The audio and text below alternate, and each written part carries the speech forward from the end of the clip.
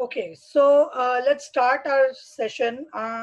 मैं हर टॉपिक में कुछ ना कुछ हर सेशन में कुछ ना कुछ ऐसा टॉपिक उठाना चाहती हूँ जो आपके लिए बहुत रेलेवेंट हो। आपको ऐसा ना लगे कि हमारे लिए ये इम्पोर्टेंट भी नहीं है या शायद उसकी ज़रूरत नहीं है। तो मैंने इसीलिए एनीमिया का टॉपिक आज उठाया है क्योंकि एक सर्टेन एज के बाद 55 के बाद the tendency of body reproducing red blood sales बहुत कम हो जाता है। उसकी वजह से हमारे 80% एल्डर्स जो होते हैं वो एनेमिक होते हैं। ऐसे में आप के पास जो तरीका होता है उसको मेंटेन करने का वो बहुत लिमिटेड होता है, क्योंकि या तो आप सिर्फ आयरन टैबलेट्स पर रिलाई कर सकते हैं, दैट मीन सप्लीमेंट्स पर रिलाई कर सकते हैं, या फिर आप डाइट पर रिलाई कर सकते हैं। बाकी इसका कोई और अल्टरनेटिव नहीं है। तो बहुत सारे सप्लीमेंट्स भी तभी वर्क करते हैं, बहुत सारे डाइट भी तभी वर्क करती हैं जब दोनों चीजें एक साथ कोरिलेटेड हो। मतलब एक न्यूट्रिएंट को एब्जॉर्ब करने की टेंडेंसी बॉडी के अंदर तभी आती है जब उसको दूसरा कोई न्यूट्रिएंट सपोर्ट करता है। तो मैं इस प्रेजेंटेशन के थ्रू आपको ये समझाने की कोशिश करूंगी कि डाइट का और आपके न्यूट्रिएंट्स में जो सप्लीमेंट्स है उनका आपस में क्या इंटर रिलेशन हो सकता है, प्लस आप डाइट में क्या कर सकते हो जिसकी वजह से आपका एनेमिक कंडीशन थोड़ी सी बेटर हो सके या आप उसको मेंटेन कर सके। डेफिनेटली आप आयरन टैबलेट्स ले रहे होंगे, डेफिनेटली डॉक्टर आपको स्टार्ट कर देगा सप्लीमेंट्स के साथ, बट फिर भी डाइट में बहुत सारी चीज़ें हमें ध्यान रखना बहुत इंपॉर्टेंट होता है। तो मैं शुरू करती हूँ हमारे कॉजेस से कि हमारे रीजंस क्या क्या हैं एनेमिक हो जाने के। आप हो सकता है कि अपने नॉर्मल एडल्टहुड लाइफ में एनेमिक ना रहे हो, लेकिन अब सडनली आपको पता चलेगा कि आपका तो हीमोग्लोबिन बहुत नीचे चला गया है। आपको शायद ये थोड़ा सा सरप्राइजिंग लगे, लेकिन इसके बहुत सारे रूट कॉजेज होते हैं जो डाइट से रिलेटेड होते हैं या हमारे फिजिकल चेंजेस से रिलेटेड होते हैं जो हमारी बॉडी के अंदर होते हैं। तो पहला रीजन होता है कि पुअर न्यूट्रिशनल इंटेक। आपका डाइट इंटेक, अगर एडल्टहुड में आपका न्यूट्रिशनल इंटेक बहुत पुअर रहे, आप बैलेंस डाइट नहीं खा रहे हैं, आप फ्रूट्स इंटेक नहीं ले रहे हैं, वेजिटेबल्स नहीं ले रहे हैं, उसकी वजह से आपका एडल्टहुड में डेफिनेटली आपको एनीमिया होने के चांसेस होते हैं। तो पहला पॉइंट आपका ये हो गया कि पुअर न्यूट्रिशनल इंटेक की वजह से एनीमिया हुआ। दूसरा, वेट लॉस। अब ये पॉइंट थोड़ा सा कंट्रोवर्शियल है क्योंकि बहुत बार वेट लॉस की वजह से एनीमिया होता है और बहुत बार एनीमिया की वजह से वेट लॉस होता है। ये दोनों ही कंडीशन पॉसिबल हैं एल्डर्स के केसेस में। अगर वेट लॉस हो रहा है तो चांसेस है कि आपका आयरन लेवल कम हो, बॉडी के अंदर एब्जॉर्प्शन कम हो, इस वजह से आपका वेट लॉस हो रहा है। और अगर आपकी बॉडी में आयरन कम है, आपको आयरन डेफिशिएंसी है, तो आपका वेट लॉस होना बहुत जेन्युइन है, ऐसा होता है। तीसरी चीज जो बहुत डायरेक्ट रिलेटेड है आयरन के, विटामिन बी 12 डेफिशिएंसी। अगर आपकी डाइट में विटामिन बी 12 कम है, जो कि 90% इंडियन डाइट में होता है, हम कितना भी खा लें, हमारा बी कॉम्प्लेक्सेस की रिक्वायरमेंट आरडीए के हिसाब से जो डेली की रिक्वायरमेंट है हम वो मीट नहीं कर पाते, क्योंकि हमारे पास जो लाइफस्टाइल है, हमारा लाइफस्टाइल उसे अलाउ ही नहीं करता कि हम इतना ज़्यादा खाएं। इंडिया में डाइट पैटर्न सिर्फ तीन ही पॉइंट्स पे चलता है: ब्रेकफास्ट, लंच और dinner. In between we rely on tea, coffee, something something, but not healthy food. तो और बी 12 को मेंटेन करने के लिए कम से कम 5 हेल्थी मील्स होना is very much important if you want to maintain your vitamin B12 level in the body। तो वो नहीं हो पाएगा तो डेफिनेटली आपको डेफिशिएंसी होगी। फॉलेट डेफिशिएंसी भी इसी से रिलेटेड है। जनरली ये फीमेल्स में देखी जाती है क्योंकि मीनोपॉज होने के बाद हमारा बोन मैरो जो होता है उसकी capacity to produce red blood cells वो कम हो जाती हैं। बॉडी में बोन्स में से कैल्शियम डिप्राइव होने लगता है, साथ साथ फॉलेट हमारा तो हमेशा ही कम होता है फीमेल्स में, इसीलिए हमारी प्रेगनेंसीज में भी फॉलिक एसिड कैप्सूल्स पहले दिन से शुरू कर दिए जाते हैं। तो this is very much common in females, but ये बहुत इंपॉर्टेंट फैक्टर है आयरन डेफिशिएंसीज में, डायरेक्ट रिलेशन। उसके बाद हमारी बॉडी उतना, मैंने सिर्फ ये लिखा है body is unable to make enough, that means make enough red blood cells. हमारी बॉडी उतना प्रोड्यूस ही नहीं कर पाती रेड ब्लड सेल्स जितना हमारी बॉडी की रिक्वायरमेंट है। और ट्रस्ट में रिक्वायरमेंट उतनी ही होती है जितनी एडल्टहुड में होती है। डजंट मैटर कि अगर आप घर पर काम बैठे हैं, अब आप जॉब नहीं कर रहे हैं, अब आप घर से बाहर नहीं निकल रहे हैं, तो आपकी फिजिकल एनर्जी की रिक्वायरमेंट कम हो गई है। आपकी रिक्वायरमेंट तब भी उतनी है, बस उसका यूटिलाइजेशन थोड़ा सा अलग हो जाता है। तो इसलिए हमारी बॉडी की ब्लड सेल्स प्रोड्यूस करने की कैपेसिटी कम हो जाती है। इसके अलावा एक और नेगेटिव इफेक्ट भी होता है, वो होता है कि रेड ब्लड सेल्स अपने आप डिस्ट्रॉय होना शुरू हो जाते हैं बॉडी के अंदर due to a lot of factors. Lack of nutritional factor है, आपका एनवायरमेंटल फैक्टर है, हेरिडिटी है, कुछ भी हो सकता है, या फिर अदर मेडिकल कंडीशंस भी आपके आयरन डेफिशिएंसीज को लीड करते हैं। आपको डायबिटीज है, आप न्यूट्रिशनल बैलेंस नहीं ले रहे हैं, आप बैलेंस डाइट नहीं खा रहे हैं, डायबिटीज ट्रिगर होती है। डायबिटीज ट्रिगर होने की वजह से आपकी बॉडी में वीकनेस बढ़ती है, ब्लड शुगर लेवल ज़्यादा हो गया है, उसकी वजह से the capacity of the body to produce red blood cells वो और नीचे चली जाती है, जिसकी वजह से एनीमिया होता है। तो दिस इज वेरी कॉमन।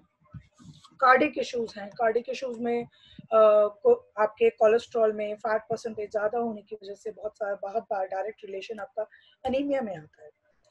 आपको बहुत कोई मेजर फॉल हुआ है, इंजरी हुई है, ब्लड लॉस हुआ है, ये सारे फैक्टर एनीमिया को रिप्रेजेंट करते हैं या लीड करते हैं।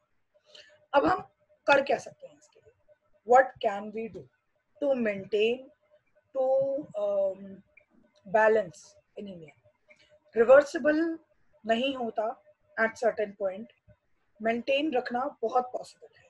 ऐसा नहीं है कि आपने एक बार 13 हीमोग्लोबिन अचीव कर लिया तो वो नीचे दोबारा नहीं जा सकता। It can easily go down, क्योंकि हमारा ब्लड सर्कल्स, जो हमारे रेड ब्लड सेल्स की जो साइकिल है वो सिर्फ 120 डेज की है, तो इट कैन हैपन।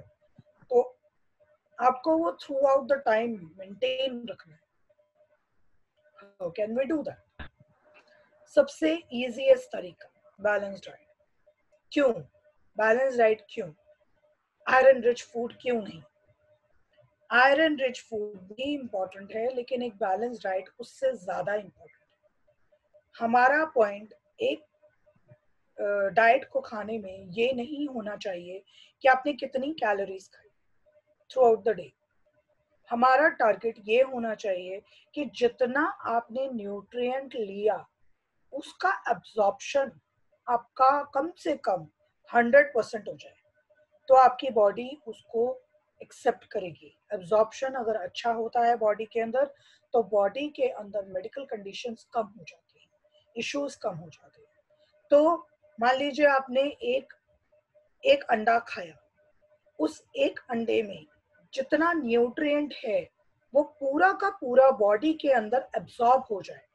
हमारा टारगेट ये होना चाहिए, और ये तभी होता है जब हम बैलेंस डाइट लेते हैं, क्योंकि जैसा कि मैंने पहले कहा, एक न्यूट्रिएंट का एब्जॉर्प्शन दूसरे न्यूट्रिएंट के ऊपर निर्भर करता है।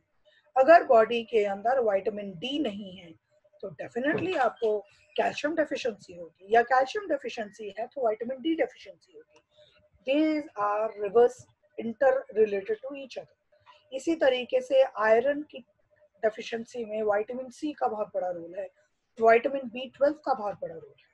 अगर आप आयरन मेंटेन करना चाहते हैं तो आपको डेफिनेटली विटामिन सी पे भी ध्यान देना पड़ेगा, बी कॉम्प्लेक्सेस पे भी ध्यान देना पड़ेगा। तो हमारी डाइट में बैलेंस डाइट होना बहुत बहुत इम्पोर्टेंट है, सिर्फ इसीलिए ताकि जो भी आपने डाइट लिया, जितना भी आपने आयरन खाया, चाहे वो सप्लीमेंट फॉर्म में है चाहे वो डाइट फॉर्म में है, वो पूरा एब्जॉर्ब हो जाए। और वो तभी हो पाएगा जब हम बैलेंस डाइट लेते हैं। दूसरी चीज, एक बहुत इंटरेस्टिंग सा पॉइंट है जो गर्मियों में करना बहुत इजी होता है, इंस्टेड ऑफ प्लेन वाटर, क्योंकि आप एनेमिक हैं, आपका बॉडी वेट कम है, you are feeling low in the energy, तो आपका instead of plain water substitute it with some fluids. जैसे अगर बॉडी वेट कम है तो आप हेल्दी फ्रूट जूसेस ले सकते हैं।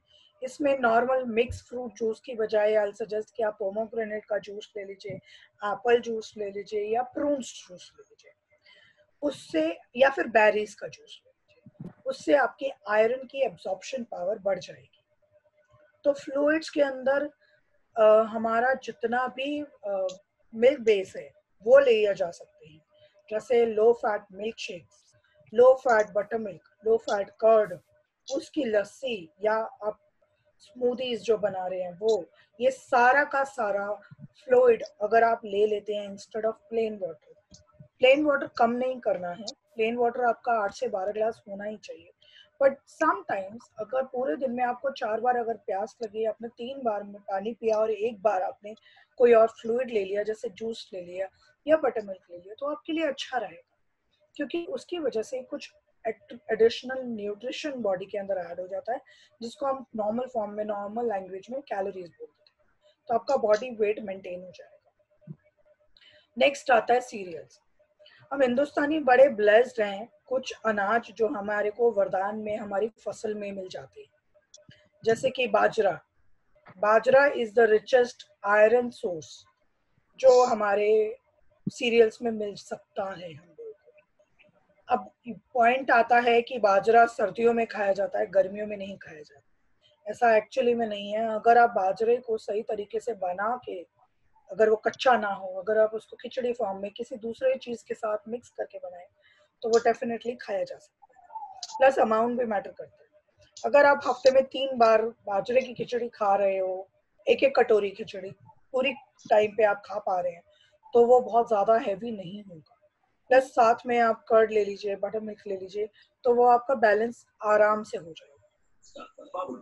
बाजरा बहुत अच्छा है, बार्ले, जौ बहुत अच्छा है। इसके अलावा एक बहुत आसान सा तरीका होता है कि चना के अंदर, सॉरी, आटे के अंदर चना मिक्स कर लिया जाए, और उसका एक रेशो होता है। जैसे 5 किलो चना है अगर आपका, उस 5 किलो चने में, उस 5 किलो आटे में आपने 1 किलो चना मिला दिया, तो 5:1 का रेशो रख के अगर आप उसको बनाते हैं तो वो आपका मल्टी ग्रेन बन जाता है, मल्टी ग्रेन आटा बन जाता है, क्योंकि उसमें प्रोटीन भी ऐड हो गया, फाइबर भी ऐड हो गया। ये चीज फॉर्म में खा सकते हैं ना, वो हम खा सकते हैं। और उसका रीजन क्या है, क्योंकि बहुत सारे अमीनो एसिड्स जो हमारे होते हैं वो व्हीट के अंदर प्रेजेंट नहीं होते और बहुत सारे दाल के अंदर प्रेजेंट नहीं होते।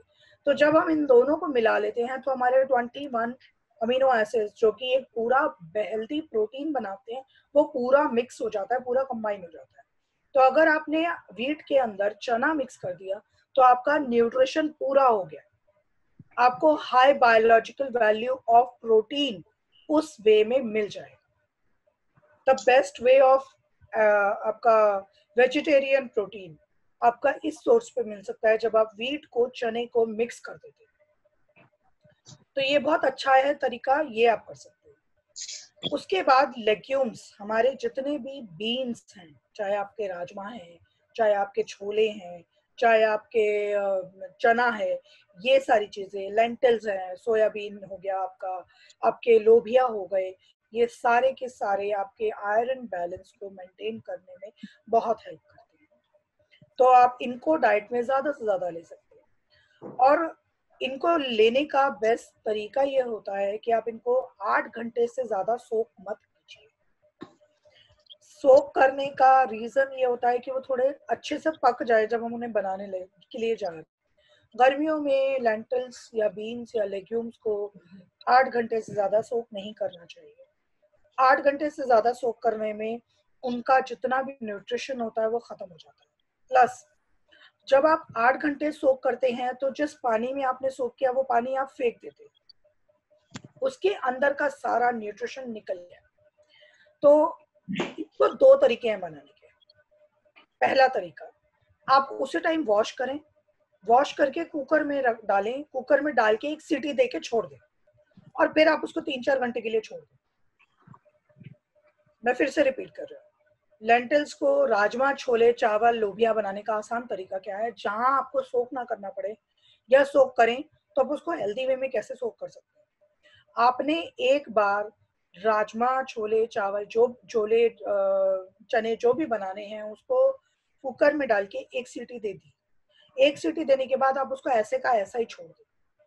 उसके 2 घंटे बाद या 3 घंटे बाद आप उसको नॉर्मल वैसे पकाएं जैसे आप सोक करने के बाद पकाते हैं। तो आपका न्यूट्रिशन बीन्स का खत्म नहीं होगा, क्योंकि आपने उसी पानी में उसको बॉईल किया, बॉईल करने के बाद आपने छोड़ दिया, वो अब सोक हो रहा है। जिस पानी में वो सोक हो रहा है आपने उसी पानी में उसको कुक किया और वो आपकी बॉडी में जा रहा है, तो आपका न्यूट्रिशन लॉस नहीं हुआ। लेकिन अगर आपने उसको 8 घंटे पानी में सोक किया और वो बाद में वो पानी फेंक दिया तो उसका तो कोई फायदा नहीं हुआ ना, वो तो आपको पूरा न्यूट्रिशन उसका निकल गया। तो this is the easiest way to cook. उसके बाद आता है हमारा सर्विंग्स ऑफ फ्रूट। फ्रूट्स के अंदर हमारा कल का जो प्रेजेंटेशन था वो एंटीऑक्सीडेंट्स पे था। फ्रूट्स के अंदर विटामिन्स और एंटीऑक्सीडेंट्स का अच्छा खासा कंटेंट होता है और ये विटामिन्स और एंटीऑक्सीडेंट्स आपके आयरन एब्जॉर्प्शन में हेल्प करते हैं। इसलिए फ्रूट्स कम से कम 3 बार खाना बहुत इंपॉर्टेंट है अगर आप एनेमिक हैं तो। फ्रूट्स कौन कौन से हो सकते हैं वो मैं डेफिनेटली आपको बताऊंगी। इसके अलावा कुछ ऐसे फूड प्रोडक्ट्स हैं जिनको फ्रूट फॉर्म में भी खाया जा सकता है और ड्राई फॉर्म में भी खाया जा सकता है, जैसे ड्राई फ्रूट्स के फॉर्म में भी खाया जा सकता है, जिसको हम खुरमानी कहते हैं, ड्राई एप्रिकॉट, प्रून्स जिसको हम आलू बुखारा कहते हैं, प्लस रेजन्स जो कि मुनक्का। ये तीनों आयरन कंटेंट में बहुत अच्छे होते हैं, लेकिन इनको खाने का एक पॉइंट बहुत इंपॉर्टेंट है कि अगर आप डायबिटिक हैं तो आप इन तीनों में से सिर्फ प्रून्स खा सकते हैं, एप्रिकॉट और रेजन्स नहीं खा सकते। इसलिए इसको खाने से पहले शुगर लेवल चेक करना बहुत इंपॉर्टेंट है। अगर आप डायबिटिक हैं तो सिर्फ प्रून्स खाइए, बाकी कुछ मत खाइए। उसके बाद आते हैं फोर्टिफाइड फूड्स। कुछ सीरियल्स ऐसे हैं जिसके अंदर गवर्नमेंट ने या कंपनीज ने आर्टिफिशियल आयरन ऐड कर दिया या डीएचए ऐड कर दिया। जैसे हमारे सीरियल्स हैं, कैलॉग्स की सीरियल्स हैं, व्हीट सीरियल्स हैं, म्यूसलीज हैं, ये सारे फोर्टिफाइड फूड्स हैं जिनको ऐड करा हुआ है, जिनमें आर्टिफिशियल आयरन ऐड किया हुआ है, जिसकी एब्जॉर्प्शन हमारी बॉडी में बहुत अच्छी हो जाती है। इसी में कुछ हमारे सप्लीमेंट्स आते हैं, जैसे एंश्योर है। एंश्योर पाउडर आपने पानी में मिला के पिया तो आपका आयरन कंटेंट बहुत अच्छा हो जाएगा। अगर आप इसी तरीके से और भी बहुत सारे हैं, प्रोटीनेक्स, प्रोटीनेक्स के अंदर आयरन कंटेंट दिया हुआ है लेकिन उतना अच्छा लेवल का नहीं है जितना अच्छा लेवल का एंश्योर का। इसी तरीके से बहुत सारे फोर्टिफाइड एंश्योर, सॉरी मैम, ये एंश्योर जो है लेडीज एंड जेंट्स दोनों ले सकते हैं? कोई भी ले सकता है। अगर आप डायबिटिक हैं तो एंश्योर डीएम वाला लेंगे, लेकिन अगर आप नॉन डायबिटिक हैं तो प्लेन एंश्योर ले सकते हैं। Okay ma'am. अगर ओवरवेट हैं तो भी डायबिटिक वाला एंश्योर लेंगे क्योंकि वो शुगर फ्री होगा, लेकिन अगर आप नॉर्मल बॉडी वेट पे हैं तो आप एंश्योर नॉर्मल एंश्योर ले सकते हैं। ओके, तो coming back to fortified foods, बहुत सारे बेवरेजेस में ऊपर से आयरन कंटेंट ऐड किया हुआ है, जैसे जूसेस हैं, फ्रूट जूसेस कुछ कुछ ऐसे हैं जिसमें नेचर का फ्रूट जूस जो है उसमें फोर्टिफाइड आयरन एडेड है, रियल में और ट्रॉपिकाना में नहीं है, नेचर्स में है, आई हैव सीन। तो आप नेचर्स वाला फ्रूट जूस अगर लेते हैं, लेकिन make sure that you are not overweight and you are not diabetic, तभी आप फ्रूट जूसेस पे फोकस कीजिए। उसके बाद आता है सीड्स। 4 सीड्स बहुत इंपॉर्टेंट है और बहुत हेल्पफुल है, sunflower seeds, pumpkin seeds, chia seeds and flax seeds. इन सब को मिक्स करके अगर आप एक हेल्दी स्नैक बना लेते हैं तो आपका आयरन कंटेंट बहुत अच्छा हो जाता है। आपकी आयरन डेफिशिएंसी में ये चारों सीड आपको बहुत हेल्प करते हैं। तो इनका कंटेंट बराबर बराबर लेके आप चारों को मिक्स करके ड्राई रोस्ट करके कंटेनर में रख लीजिए, और रोज एक चम्मच आप पानी के साथ खा लिया, या आपने चबा लिया और ऊपर से पानी पी लिया, वो आपकी मर्जी, आप जैसे मर्जी कीजिए, आप वैसे उनको रोज एक चम्मच खा सकते। तो ये सीड्स आपके लिए वरदान है एक तरीके से, अगर आप एनेमिक है तो। उसका बहुत सारा और भी एडिशनल बेनिफिट हो जाता है। ये चारों सीड्स तब भी खाए जा सकते हैं अगर आप डायबिटिक हैं, अगर आपको कार्डियक इश्यूज हैं, हाइपरटेंशन है, अगर आपको बॉडी वेट इश्यूज हैं, वेट बहुत ज़्यादा है, ये सारी चीज़ों में ये 4 सीड्स आपको बहुत हेल्प करेंगे। इसके अलावा विटामिन सी, मैंने स्टार्टिंग में ही बोला, आयरन का एब्जॉर्प्शन बहुत हद तक दूसरे न्यूट्रिएंट्स पे डिपेंड करता है, जिसमें एक विटामिन सी आता है। विटामिन सी के लिए बेस्ट सोर्सेज हैं हमारे सिट्रस फ्रूट्स, जो कि अब के सीजन में शायद ना मिले, लेकिन लेमन, आंवला, ये फिर भी आपको मिलेगा, आप ये ले सकते हैं और लेना चाहिए। अगर आप आयरन के सिर्फ टैबलेट्स भी खा रहे हैं और आपका विटामिन सी कंटेंट पूरा नहीं है बॉडी के अंदर, तो पॉसिबल है कि वो जो टैबलेट फॉर्म में भी आपने आयरन खाया, उसका एब्जॉर्प्शन पूरा ना हो बॉडी के अंदर। इसलिए टू अवॉइड दैट कंडीशन कि आप दवाइयां भी खा रहे हैं और फिर भी आपको कोई असर नहीं हो रहा है, best thing is that you have to have vitamin C as well. अब होने को विटामिन सी के टैबलेट्स भी आते हैं, आप सप्लीमेंट फॉर्म में भी खा सकते हैं, बट ऑलरेडी अगर आप एक सप्लीमेंट ले रहे हैं मेडिसिन फॉर्म में, बाकी चीज को अगर आप डाइट फॉर्म में ले लेते हैं तो ज्यादा अच्छा रहेगा। इसलिए विटामिन सी को नेचुरल सोर्सेज पे फोकस किया जा सकता है। दूसरा एक और रीजन होता है कि आयरन के सोर्सेज जो हैं वो बहुत लिमिटेड है, या उनका इंटेक बहुत लिमिटेड है। विटामिन सी का इंटेक बहुत अच्छा हो सकता है, आपको बहुत ज्यादा नहीं खाना पड़ता अगर आपको पर डे का विटामिन सी कंटेंट अपना बॉडी का पूरा करना। पूरे दिन में एक आंवला बहुत है। आपका आरडीए के अकॉर्डिंग जितना विटामिन सी बॉडी के लिए रिक्वायर्ड है, सिर्फ एक आंवला प्रोवाइड कर देता है पूरा दिन का। कोई लेमन, कोई ऑरेंज, कुछ खाने की जरूरत नहीं है, सिर्फ एक आंवला खा लीजिए। तो इसी तरीके से विटामिन सी के जितने भी सोर्सेज हैं, अगर हम कम भी खाते हैं तो हम डाइट में पूरा कर सकते हैं, बट आयरन में बहुत बार हम डाइट में पूरा नहीं कर पाते, इसलिए सप्लीमेंट्स की हेल्प लेनी पड़ती है। आंवला एज ए मुरब्बा खा सकते हैं? अगर डायबिटिक हैं तो बिल्कुल नहीं खा सकते हैं, अगर आप ओवरवेट है तो भी आप नहीं खा सकते हैं, लेकिन अगर ये दोनों इश्यूज नहीं है तो आप खा सकते हैं। ओके, उसके बाद अवॉइड टी एंड कॉफी। तो भी खा सकते हैं ना, मीठा बोता नहीं। तो टी और कॉफी को अवॉइड करने का बहुत इम्पोर्टेंट रीजन है बॉडी के अंदर जब हम एनीमिक है तो। उसका रीजन ये है कि टी और कॉफी के अंदर हाईली इनहिबिटिंग फैक्टर होते हैं। मतलब चाय और कॉफी पीने से हमारी बॉडी के अंदर जो भी न्यूट्रिशन एब्सॉर्ब होना चाहिए उसकी टेंडेंसी आधे से भी कम हो जाती है, 30%। सिर्फ 30% टेंडेंसी होती है। अगर हम चाय कॉफी पी रहे हैं, जितना भी न्यूट्रिशन खाया उसका सिर्फ 30% बॉडी में एब्सॉर्ब होता है। तो आपका टाइमिंग मैटर करता है और आपका इंटेक मैटर करता है। चाय कॉफी से 2 घंटे के अंदर अंदर, जनरली आधा घंटा हम बोलते हैं, बट एब्जॉर्प्शन पावर क्योंकि ऑलरेडी बहुत कम है और वो एब्जॉर्प्शन आपका टाइम भी लगता है, इसीलिए मेक श्योर कि अगर आप एनेमिक हैं तो आप चाय कॉफी के आधे से 1 घंटे तक कुछ हेल्दी ना खाएं, जैसे नट्स हो गए। खाने से 2 घंटे पहले चाय ले लिया चलेगा, नो प्रॉब्लम, लेकिन उससे ज्यादा चाय कॉफी नहीं लेनी है। तो सुबह अर्ली मॉर्निंग जो चाय होती है वो चल सकती है, शाम को जो चाय होती है वो चलेगी, लेकिन इन बिटवीन जो चाय होती है वो बिल्कुल बंद हो जानी चाहिए। क्योंकि अगर उसके आसपास आप फ्रूट भी खा सकते हैं, उसके आसपास आप नट भी खा रहे हो सकता है उसके साथ में आप नट्स खा रहे हो, तो अगेन आपका एब्जॉर्प्शन कम हो जाएगा। इसलिए चाय कॉफी बहुत अवॉइड करनी है during the condition of this anaemic blood, अगर आपका आयरन कम है बॉडी में तो।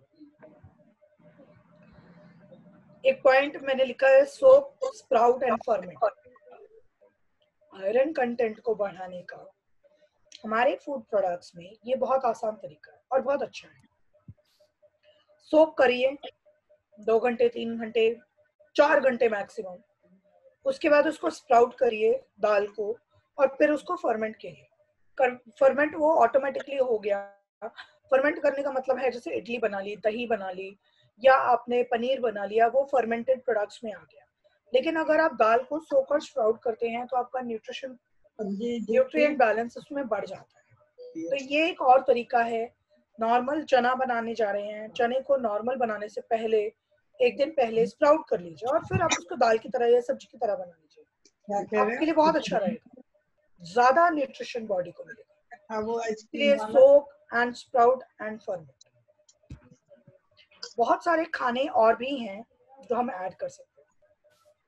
अनार अभी आ भी रहा है सीजन में, ऐसा फ्रूट है जो गर्मियों में भी अवेलेबल है, सर्दियों में भी अवेलेबल है।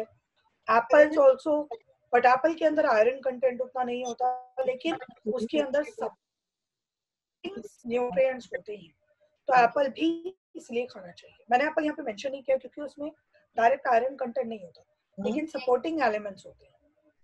वाटरमेलन, कलर, जितने भी coloured red coloured food products हैं, पोमोग्रेनेट, वाटरमेलन, बीटरूट, ये सारे आपके हाई आयरन कंटेंट फ्रूट्स हैं, वेजिटेबल्स, फ्रूट्स हैं बेसिकली।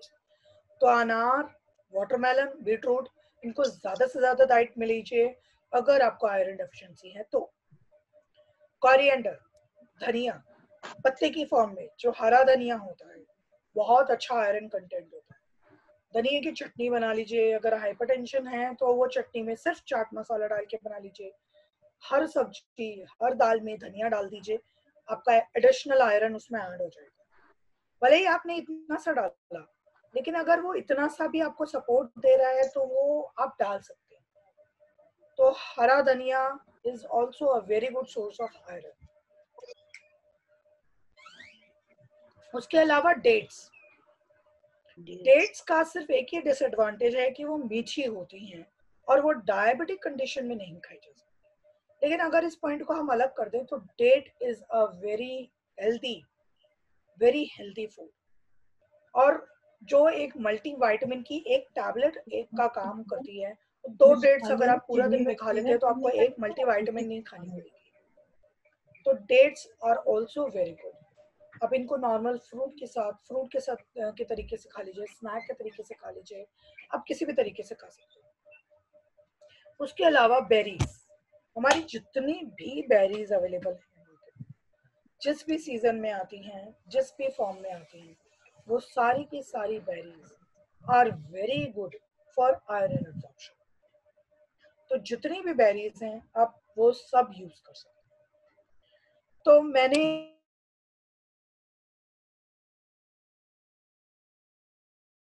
क्या क्या आप कर सकते हो मैंने सब बता दिया। मैं एक बार उसको थोड़ा सा समराइज कर देती हूँ। पहला पॉइंट, आपको बैलेंस डाइट पे फोकस करना है। दूसरा पॉइंट, आपको फ्लूइड्स में हेल्थी फ्लूइड्स पे फोकस करना है। तीसरा पॉइंट, फ्रूट्स पे फोकस करना है। दिन में 3 बार हेल्थी फ्रूट्स जो आप इनमें से चूज कर सकते हैं, जो मैंने बताया, अनार हो गया, तरबूज हो गया, आपका बीटरूट हो गया, आपका एप्पल हो गया, इनमें से चूज कर सकते हैं। खाइए ज्यादा से ज्यादा एप्रिकॉट, प्रून्स और आपके किशमिश में भी जो मुनक्का आता है जिसके अंदर बीज कंटेंट होता है, बीज होता है, वो मुनक्का बहुत हेल्प करता है। लेकिन क्योंकि वो मुनक्का और ड्राई फ्रूट्स गर्मियों में बहुत ज्यादा नहीं खाने चाहिए, तो आप 3 मुनक्का से ज्यादा मत लीजिए। और अगर आप उनको रात में सोक कर लेते हैं तो भी आप खा सकते हैं, तो मुनक्का खा सकते हैं। 5वां पॉइंट मेरा सबसे इम्पोर्टेंट है कि आपको ज्यादा से ज्यादा वेजिटेबल्स खानी है। ऑल्दो ग्रीन लीफी वेजिटेबल्स ज्यादा अच्छी होती है आयरन के लिए, बट जो भी सीजनल वेजिटेबल अवेलेबल है, अगर आप वो सब ले लेते हैं तो आपके लिए बहुत अच्छा रहेगा, क्योंकि आपकी बॉडी को बैलेंस न्यूट्रिशन मिलेगा, तो आपका एब्जॉर्प्शन बॉडी के अंदर अच्छा होगा और आयरन डेफिशिएंसी में हेल्प होगी। ओके, तो ये सारे मेरे पॉइंट्स थे। आई होप आप लोगों को अच्छा लगा हो, आई होप आप लोगों को कुछ हेल्प मिली हो आयरन डेफिशिएंसी में। कोई भी सवाल, कोई भी डाउट आपका है तो आप डेफिनेटली मुझसे पूछ सकते हैं। I will be really happy to help you.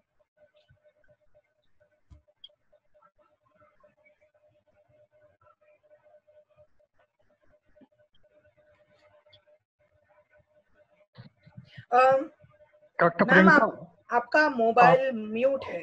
हाँ जी सर, बताइए। मैं कहता हूँ आपका जो आज टॉक है बहुत इंटरेस्टिंग और बहुत नॉलेजेबल रही है। Thank you so much sir, thank you so much. एक चीज मुझे बताइए, जो एक्चुअली हम तो एल्डर्स हैं सारे, हमारे टाइम पे ना कढ़ाई जो है, आयरन की कढ़ाई में अगर कोई चीज बनाई जाए तो कहते थे कि इससे आयरन की आपकी जो डेफिशिएंसी है पूरी होती है। ये कितना करेक्ट है या कितना गलत है, इसके ऊपर कुछ लाइट डालिए जरा। सर मेरे हिसाब से फैक्ट तो है, ऐसा होता तो है कि आयरन की कढ़ाई में आप जब खाना बनाते हैं तो उससे आयरन कंटेंट बढ़ जाता है बॉडी का, लेकिन इसका कोई साइंटिफिक प्रूफ नहीं हुआ है। ऑनेस्टली कोई साइंटिफिक आर्टिकल नहीं आया है जिसने ये प्रूफ किया। दूसरी चीज, जब आप कढ़ाई में खाना बनाते हैं तो डेफिनेटली ये क्या आपका कोई फैट आयुर्वेदिक कंटेंट, है? सॉरी, ये आयुर्वेदिक तो नहीं है अपना कुछ? यस, ये कि आयुर्वेदिक तरह तथ्य से, है, ये आयुर्वेदिक तथ्य मतलब ही है। आयुर्वेदिक की तरफ से प्रूव मैंने कोई आर्टिकल ऐसा नहीं पढ़ा सर। मैंने सर्च किया है, बहुत हद तक सर्च किया है, लेकिन मुझे ऐसा कोई आर्टिकल प्रूफ में नहीं मिला कि कहा हो। और दूसरा एक और फैक्टर है, मैं क्यों इस बात पे फोकस नहीं करती कि आप आयरन की कढ़ाई में बनाइए, क्योंकि जब आप हम आयरन की कढ़ाई में खाना बनाते हैं, सब्जी बनाते हैं, तो फैट बहुत ज्यादा डलता है, तेल बहुत ज्यादा डलता है। डेफिनेटली आप खाना बनाएंगे, अगर उसमें थोड़ा भी तेल ज्यादा हो गया तो वो फायदे की जगह नुकसान कर जाएगा। इसलिए आई थिंक मैं उस पॉइंट को कंसिडर ही नहीं करती, क्योंकि अल्टीमेटली फैट कंटेंट बढ़ा देने से अच्छा है कि आप नॉर्मल बना लीजिए और जो आयरन सोर्सेज नॉर्मल हो सकते हैं आप उसमें ले लीजिए।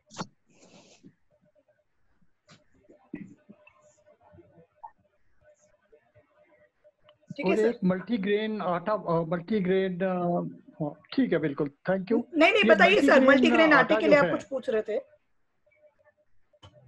हाँ नहीं, मैं वो पूछ रहा हूँ मल्टीग्रेन आटा जो कैसे बनाया जाता है। आपने जैसे बोला है कि व्हीट में अपना वो चने वाला चना डाल दो तो आपका मल्टीग्रेन बन जाता है, तो चने की जगह लेट से अगर हम बेसन ऐड कर देते हैं उसमें, तो गेहूं में अगर बेसन आता है तो that it become a multigrain, और it is only between the wheat and gram? No no sir, it is actually में तो हमारा कॉन्सेप्ट ये होता है कि व्हीट के साथ कोई भी पल्स ऐड होनी चाहिए, दाल ऐड होनी चाहिए। तो वो लेग्यूम फॉर्म में अगर दाल ऐड होती है जैसे चना वगैरह, तो उसका एब्जॉर्प्शन पावर ज्यादा होती है। दाल में भी आपको न्यूट्रिशन पूरा मिलेगा, लेकिन अगर आप चना लेते हो तो एब्जॉर्प्शन ज्यादा अच्छा हो जाता है। हाँ, अगर वो अवेलेबिलिटी नहीं है, क्योंकि चने के लिए अगर आपको चना पिसवा के डालना है तो या तो आपको चने का फ्लावर मार्केट में अवेलेबल होना चाहिए या चक्की अवेलेबल होनी चाहिए। अगर दोनों ही नहीं है तो आप डेफिनेटली बेसन मिक्स कर सकते हो, आप उसमें ओट्स मिक्स कर सकते हो, आप उसमें सोया मिक्स कर सकते हो, सोयाबीन। तो आपका जो कंटेंट है वो पूरा मल्टीग्रेन वाला कंटेंट पूरा हो जाएगा। तो आप 3-4 तरीके, इसमें आप बाजरा भी मिक्स कर सकते हो। अगर आपको लगता है कि बाजरा, पिसा हुआ बाजरा मिल गया आपको, तो आप वो भी मिक्स कर सकते हैं, तो आपका मल्टीग्रेन बन जाएगा। लेकिन मार्केट में जो ऑलरेडी मल्टीग्रेन आटा अवेलेबल होते हैं वो इतने ज्यादा प्रोसेस्ड होते हैं कि उसमें फाइबर कंटेंट नहीं होता बिल्कुल। इसीलिए मैं सजेस्ट करती हूँ कि आप अपना मल्टीग्रेन खुद बनाएं। तो आप जब और वो चना लेने से उसके फाइबर्स भी हमें मिल जाएंगे, उसके हाँ, छिलके में जो। इसलिए चना आप अपनी तरफ से अगर पिसवा के ऐड करेंगे और उसको जब आप गूंदेंगे तो आपको दिखाई देगा उसमें बहुत चोकर है, वो चोकर बहुत फायदा करता है। तो सर इसलिए मल्टीग्रेन आटे का रोल ये होता है। हाँ मैम, कुछ पूछना चाहती हैं? मैं पूछना चाह रही थी कि मेरे को एक्चुअली मेरा एक नी रिप्लेस्ड है, लेफ्ट नी रिप्लेस्ड है टोटल। तो उसमें मेरे वैसे तो ठीक चल रहा है, काफी समय हो गया उसको बहुत अच्छा है, कोई प्रॉब्लम नहीं है। बट मेरा जो एडियो में पेन, फिर या मेरे काव मसल्स में क्रैम्प्स, ये बहुत ये ज्यादा हो आपका जाते हैं। प्रोटीन, लैक ऑफ प्रोटीन की वजह से, आपके डाइट में प्रोटीन काफी कम है। तो आपको दाल पे फोकस करना है, दूध के प्रोडक्ट्स पे फोकस करना है, आपको पनीर पे फोकस करना है। अगर आप एग खाते हैं तो दिन में एक एग जरूर खाइए, आप एग पे फोकस कर सकते हैं। वो येलो पार्ट हटा के खाना है अगर कि कार्डिक वाइट, इश्यूज ओनली हैं वाइट तो पार्ट? सिर्फ व्हाइट पोर्शन खाना है। अगर कोई कार्डिक इश्यूज नहीं है, कभी आपका कोलेस्ट्रॉल ज्यादा नहीं हुआ, तो आप पूरा एग खा सकते हो, नो प्रॉब्लम। और बताइए, एनीवन एल्स वांट्स टू? आपका टॉक बहुत थैंक यू अच्छा सो मच मुझे मैम, लगा and very thank you so much informative. Ma'am, thank you so much.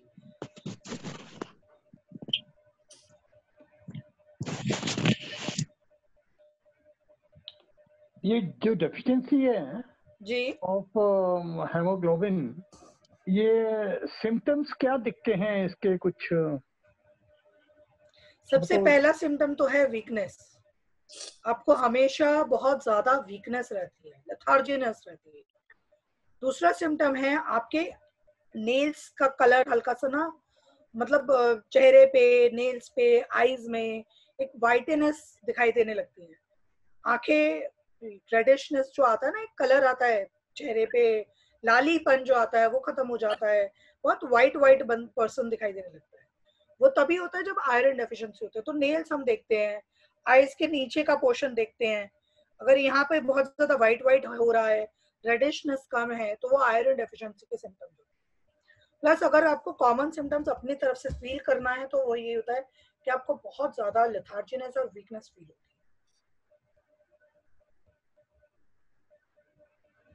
अब इसका एक कंट्रोवर्शियल है हाइड्रेशन भी। अगर डिहाइड्रेशन हो रही है तब भी ऐसा फील होता है, लेकिन डिहाइड्रेशन के सिम्टम में अगर आपने पानी पी लिया तो यू विल फील बेटर।